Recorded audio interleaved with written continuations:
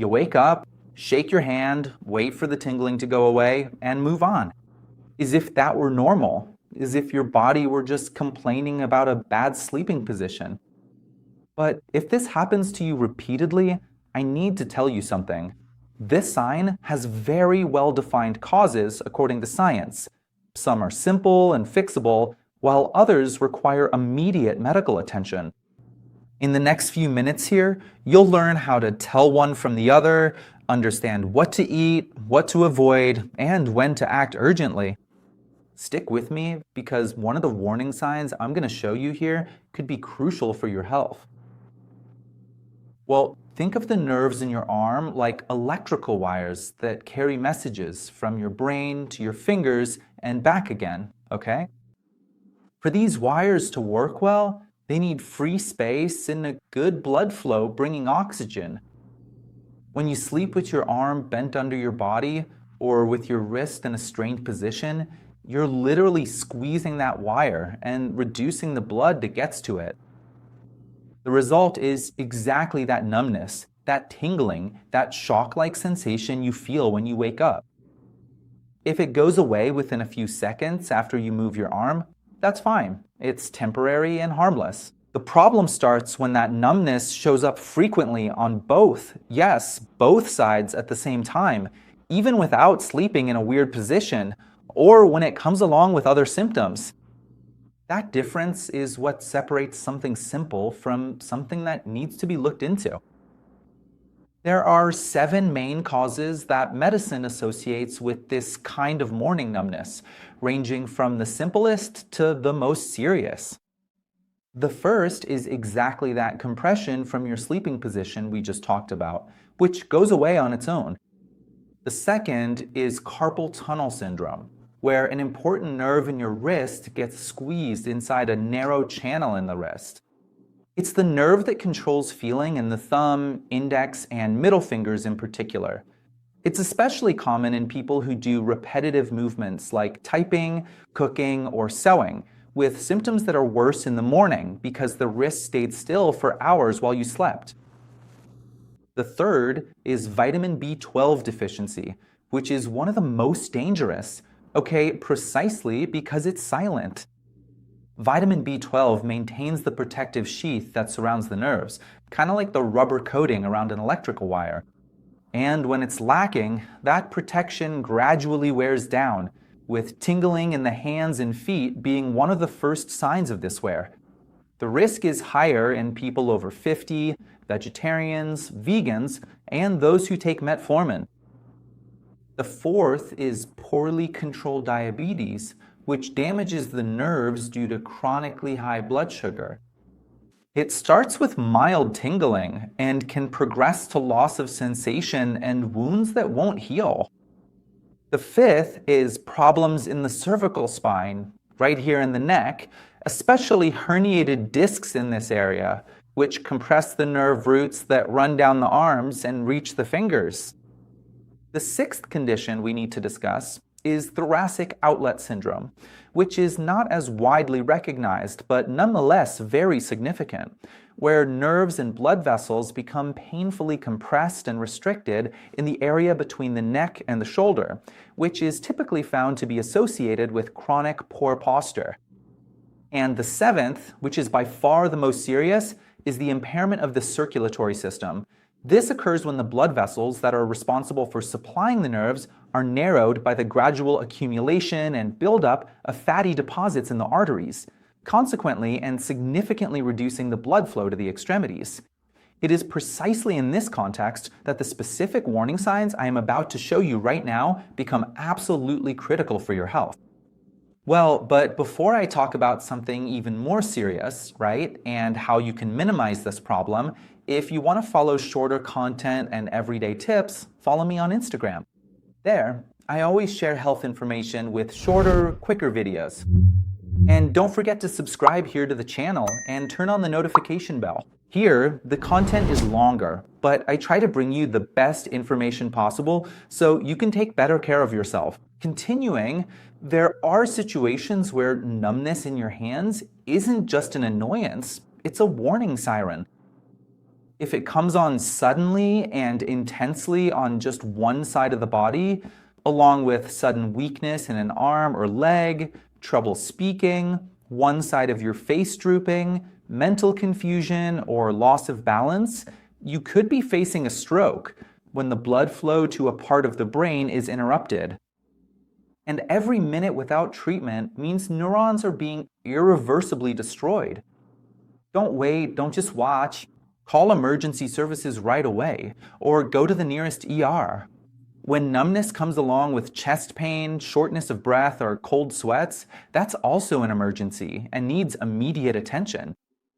Outside of these critical situations, there are other signs that still require medical attention within the same week, right? Tingling, that happens every day, no matter how you slept or what position you were in.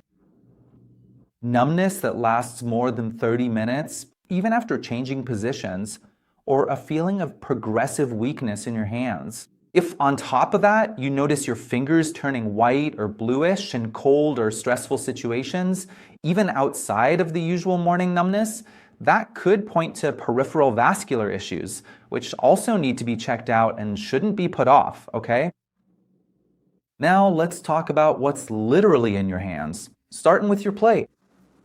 Diet plays a central role in nerve health, and the most important nutrient in this context is vitamin B12, which is found in meats, beef liver, eggs, dairy products, and fish like sardines, tuna, and salmon. For those who follow a vegetarian or vegan diet, supplementation is pretty much mandatory because there is no plant-based source that provides enough B12 in the long run. B-complex vitamins are also essential. B1, found in whole grains and nuts, directly fuels the energy of neurons, and B6, present in chicken, bananas, and sweet potatoes, helps with communication between nerves.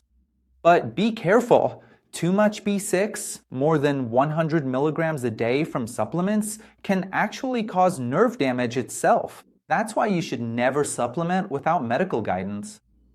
Magnesium, found in pumpkin seeds, almonds, spinach, and black beans, plays a direct role in conducting nerve impulses.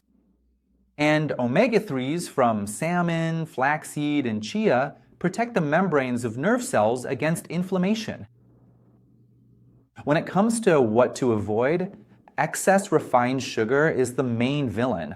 It triggers a process that damages the proteins inside your nerves, almost like caramelizing them, and fuels a silent, progressive inflammation.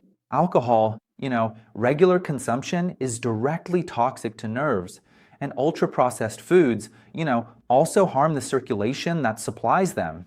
That supplies the nerves. When diet alone isn't enough, which after age 50, it often isn't, because aging itself reduces the stomach's ability to absorb certain nutrients, guided supplementation becomes an important ally. Vitamin B12, in the form of methylcobalamin, is the biologically active form and the one most directly used by the nervous system, which is why it's the best option for those already experiencing symptoms. Therapeutic doses range from 500 to 2,000 micrograms per day, preferably dissolved under the tongue because this absorption route bypasses the intestines and is much more effective for people whose production of intrinsic factor has decreased with age. Intrinsic factor is the protein the stomach makes to carry B12 into the body. In addition to the natural decline in stomach acidity, which also affects absorption as we get older, okay?